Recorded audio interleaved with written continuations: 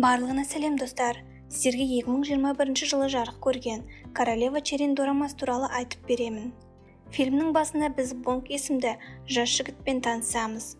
Бонг өте талантты аспаз, және де ол Оңтүстік Корея президентінің бас аспаздарының қатарына кіреді. Сол күні Бонгқа Қытай елшісіне тағам дайындау тапсырылды. Елші балық сүйегіне қатты мән береді. Сол үшін де тағамның ішінде бірде-бір сүйек болмау қажет. Бұйрықты естіген Бонг бірден тамақ дайындауға кіріседі. Кешкісін тағам елшіге ұсынылды. Өкінішке орай, елші бірінші тілімді алған сәттен-ақ тамақтың ішінен қармақтың инесі шығады. Бұл жағдай Бонгты өте үлкен күдіктің астында қалдырады. Күзетшілердің барлығы Бонгты іздеуге кірісті. Келесі көріністе қастандық жасады деп ойлаған екі полицей Бонгтың үйіне келеді. Бонг өзінің басы бәлеге қалғанын түсініп, балкон арқылы қашып кетпекші. Полиция қызметкерлері де Бонгты барынша қолға түсіруге тырысуда. Алысу барысында Бонг аяғы сырғып, бассейнге басымен қадалады. Белгісіз себептермен жігіт әлі де төмен қарай түсуде. Сол сәтте бейтаныс қыз келіп, оның ернінен сүйеді. Оянғаннан кейін Бонг басқа біреумен төсегінде, тіпті басқа бөлмеде екендігін көреді. Бонг бір нәрсенің дұрыс еместігін түсініп, айнаға қарай жүгірді. Айнадағы бейнесін көрген Бонг қатты таңғалады. Себебі айнадағы бейне әйел болатын. Бір сәтте Бонг еске түсіріп, соққының әсерінен комада болармын деп ойлайды. Бонг мән-жайды анықтау үшін есіктен шыға бергенде, өзіне ұлы мәртебелім деп тағзым етіп жатқан бір топ әйелді көреді. Шошып кеткен Бонг олардан қаша жөнеледі. Алайда бір сәтте төменгі жақтан бір суық затты байқайды. Көрген жерінен шокқа түсіп қалған Бонг жыныс алмастыратын операциясы үшін сатып жіберген деп ойлайды. Алайда айналасына көз жүгірткеннен кейін өзінің басқа әлемге түсіп қалғанын байқады. Сөйтіп сарайға қайта оралды. Ояна салып Бонг қызметшіден қазір қай уақыт деп сұрайды. Осылайша 1851 жылы Чосок әулетінің билік құрған кезегінде екендігін біледі. Сонымен қатар, ол қазір Ким Сойон деген қыздың денесінде екендігін, ең сорақысы да бірнеше күннен кейін ханға тұрмысқа шығу керектігін біледі. Оның үстіне қызметші оны су бетінде ес-түссіз жатқан күйінде күзетшілер тауып алғандығын айтады. Мұны естіген Бонг оның денесі қызбен су астында ауысып кеткенін, үйге қайтатын жол жалғыз сол екендігін түсінеді. Ол қызметшіге тағы да сол суға апаруын сұрап, қайта үйге қайтамын деп ойлап суға секіре жөнелді. Алайда оның керемет секіру нәтижесі балшыққа батумен аяқталды. Сөйтсе ханның анасы қыз судан табылғаннан кейін суға ешкім құлап кетпеу үшін суды бір түн ішінде жоқ қылып тастауды бұйырған екен. Жоспары орындалмай қалған Бонг енді алдынан кездескен кез келген суды үйіне қайту үшін қолдануда. Ол тіпті еден жуатын суға да басын батырады. Бірақ ешқандай нәтиже болмайды. Бірнеше күн өтіп, той күні де жетіп келді. Бонг ескі дәстүрлерді білмейді. Әйтсе де қызметшілердің көмегімен барлық дәстүрді орындап шығады. Ханшайымға айналған Бонг ханның бөлмесіне алғашқы түнді өткізу үшін шақырылды. Қорқынышты жағдайдың алдын алу үшін Бонг ханға ішімдік ұсынып, ханды мас қылып, ұйықтатып тастады. Ертеңіне ішімдік ішкен кесірінен басы ауырып оянып, ешқандай ас батпай, хан аспазшысына рамен дайындауды сұранады. Бас аспаз тағамның біртүрлі атауын түсінбей, Бонгтың берген рецепті бойынша тағамды дайындайды. Аспазшы бірнеше тағамды дайындады, бірақ ешқайсысы Бонгтың көңілінен шықпады. Бірінші тағам тым пайдалы, екіншісі өте құрғақ және ащы. Ақыр соңында бас аспаз беріліп, Бонгқа өзінің дайындауын сұрайды. Бонг аспаздық қасиеттерін есіне түсіріп, тағамды өзі дайындамақшы болды. Бонг хан асханасына кіріп қолына пышақты ала бергенде қызметшісі уайымдайды. Себебі ханшайым кішкене кезінен ешқандай тамақ дайындамаған. Барлығы ханшайымның асхананы шашып тастауын күтіп тұрады. Алайда Бонг барлығын таңғалдырып, көкөністерді тез әрі бірдей етіп турайды. Ақыр соңында ол мінсіз раменнан жасап өзінің бөлмесінде жеді. Бонгтың тағамын қызғанған бас аспаз тағамның түрі әдемі болғанымен дәмі онша емес дейді. Дәлелдеу үшін қазанның түбінде қалған тағамның дәмін көреді. Алайда аспаз тағамның бірінші тілімінен ақ дәмді екенін таңданып, қолынан қасығы түсіп кетеді. Осыдан кейін Бонгта керемет идея пайда болады. Ол өзінің тағамдарымен хан отбасының жүрегін жаулап алар еді. Ал ханның анасы алғыс ретінде көлді қайта толтырып, Бонг қайта үйіне қайтатын болады. Бонг асханаға қайта оралды, бірақ ханның қызғаншақ аспазшысы Бонгқа үлкен ханшайымға арналған тағамды көрсетпей қояды. Бұл нәрсе Бонгтың ашуына қатты тиді, және де ол ханшайымға тағамды кім тезірек дайындай алады деген бәске кірді. Басында хан аспазы келіспеді, бірақ Бонг оған жеңіліп қалам деп қорқып жатырсың деп мазақ қылады. Ол мәжбүр келісті. Қоңыраулар шалынды. Хан аспазшысы сәбізді алып ашумен кесуде. Алайда ханшайым одан тез болып бірнеше көкөністі кесіп тастайды.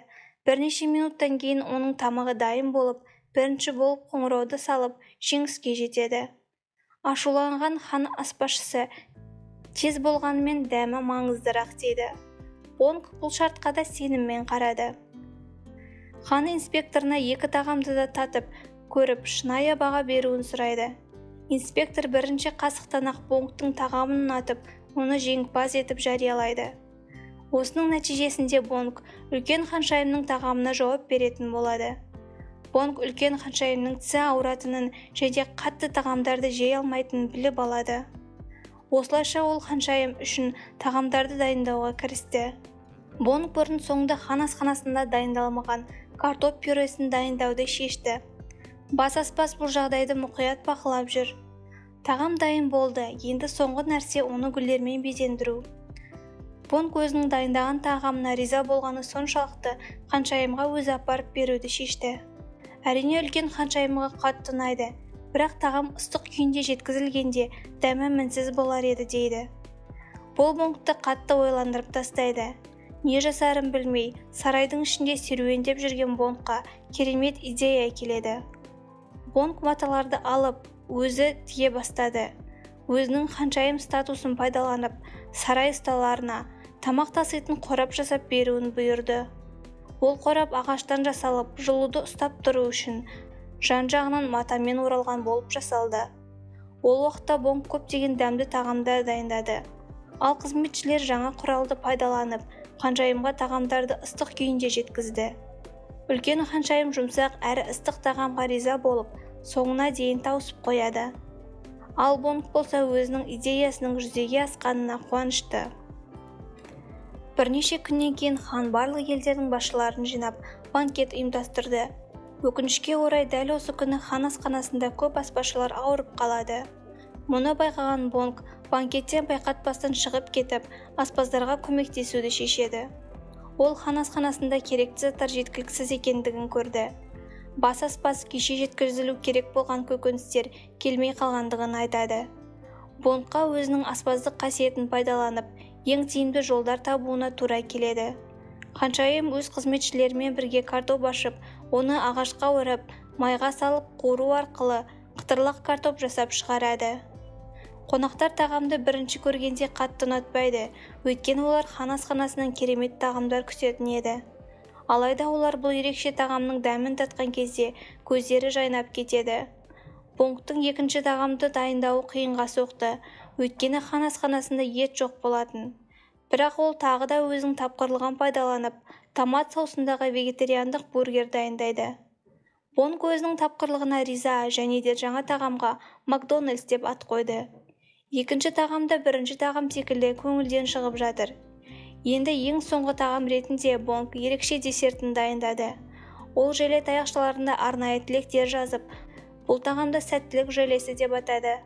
Осылайша желені тауысып жегеніңізде өзіңізді алда не күтіп тұрғанын біле аласыз. Қонақтар десертті соңына дейін тауысып, жеп, өздерінің сәттіліктеріне қуана бастады. Басындағы сәтсіздікке қарамастан, Бонгтың асыл қасиетінің арқасында банкет хитке айналды.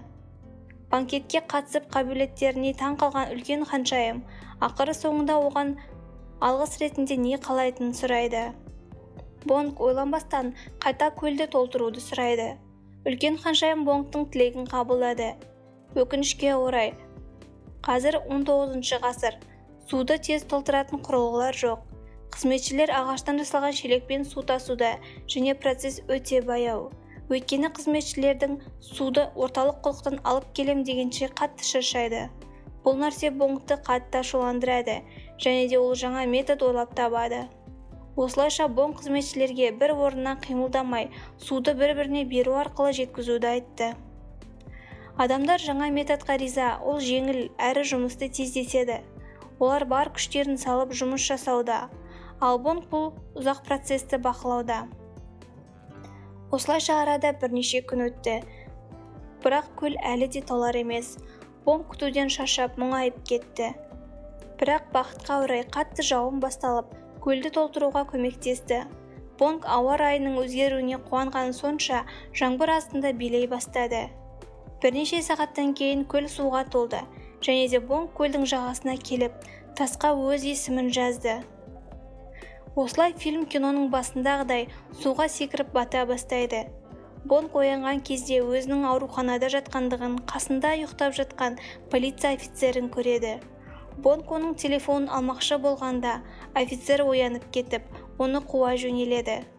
Бонг аурухананың терезесінен секіріп, олардан қашып, құтылып бір кітапханаға қарай жол тартады. Ол Джосон әулеті басқарған сәттегі кітапты тауып алып, өзінің тарихтың бір бөлігі болғандығына қатты қуанды.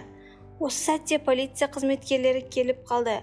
Бонг тағы да қашуға тырысты, алайда полиция оны тұтқындау үшін келмеген еді. Бонгтың уақыт аралығында жасаған саяхаты арқасында тағам өзгертілген болатын. Енді оны полиция қызметкерлері іздеп емес, қорғап жүр. Өйткені ол үлкен лауазымдағы шенеуніктің жемқорлығын ашқан болатын. Осыдан кейін Бонг бұл мәліметтердің шынайы екендігін біледі. Өйткені қазір және өткен тарих өзгерген болатын.